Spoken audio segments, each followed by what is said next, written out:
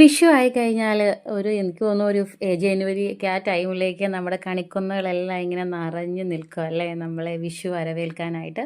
അപ്പോൾ കണിക്കൊന്നയൊക്കെ പറിച്ച് നമ്മൾ വൈകിട്ട് നമ്മുടെ വിഷുക്കണിയൊക്കെ റെഡിയാക്കി. അങ്ങനെ രാവിലെ ആയി 4 മണിയായപ്പോൾ അമ്മ വിളിച്ചുണർത്തി കണി കാണാൻ വന്ന് നിൽക്കുകയാണ്. നമ്മളെല്ലാവരെയും അമ്മ രാവിലെ തന്നെ ഒരു 3 മണിയൊക്കെ ആകുമ്പോഴത്തേനും അമ്മ എഴുന്നേറ്റ് കുളിച്ച് വിളക്കെല്ലാം കത്തിച്ച് മക്കളെയും കൊച്ചുമക്കളെയും എല്ലാം വിളിച്ചുണർത്തി കണി റെഡിയാക്കിയിട്ടുണ്ട്. നമ്മൾ കണി കാണാൻ വന്ന് നിൽക്കുകയാണ്. കണി കണ്ട ഉടനെ അടുത്ത് എന്താണ് വിഷുക്കൈ നീട്ടം അല്ലേ. അച്ഛൻ്റെ കയ്യിൽ നിന്ന് എല്ലാവരും വിഷുക്കൈ നീട്ടം വാങ്ങുകയാണ്.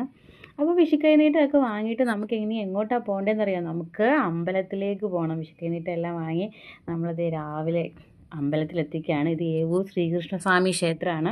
അപ്പോൾ ഇന്ന് രാവിലെ 3 മണിക്ക് തന്നെ അമ്പലം തുറക്കും. കാരണം കൃഷ്ണൻ്റെ അമ്പലമാണല്ലോ. ഇപ്പോൾ തന്നെ ഞങ്ങൾ വന്നപ്പോൾ തന്നെ നല്ല തിരക്കുണ്ടായിരുന്നു. കുറേ പേരൊക്കെ തൊഴുതിട്ട് ഇറങ്ങിയിട്ടുണ്ടായിരുന്നു. ഇത് ഇത്രയും ക്യൂ ആണ്. ഇതിങ്ങനെ കറങ്ങി ഫുള്ള് ഇത് അമ്പലത്തിൻ്റെ ബാക്ക് സൈഡാണ്.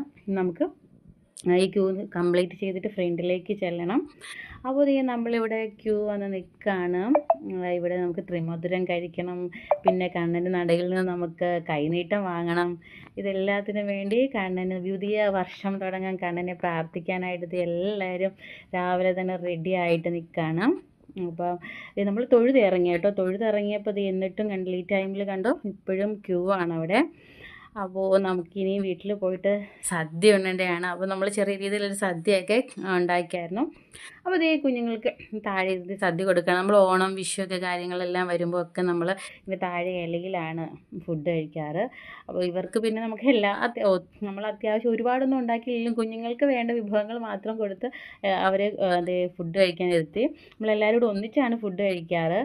ഇത് കണ്ടില്ലേ. അതിന് ശേഷം അച്ഛൻ പോയി നമുക്ക് ഐസ്ക്രീം എല്ലാം വാങ്ങിച്ചുകൊണ്ട് വന്നു. അപ്പോൾ ഐസ്ക്രീമും കഴിച്ചിട്ട് ഇനി നമ്മൾ പോകുന്നത് നമ്മുടെ സിനിമയാണ്. അപ്പോൾ വിഷു ഒക്കെ ആയാലും നമുക്ക് എന്തായാലും ഒരു സിനിമ കണ്ടിരിക്കണമല്ലോ. അപ്പോൾ നമ്മൾ ഹരിപ്പാട് തിയേറ്ററിലേക്കാണ് വന്നത്.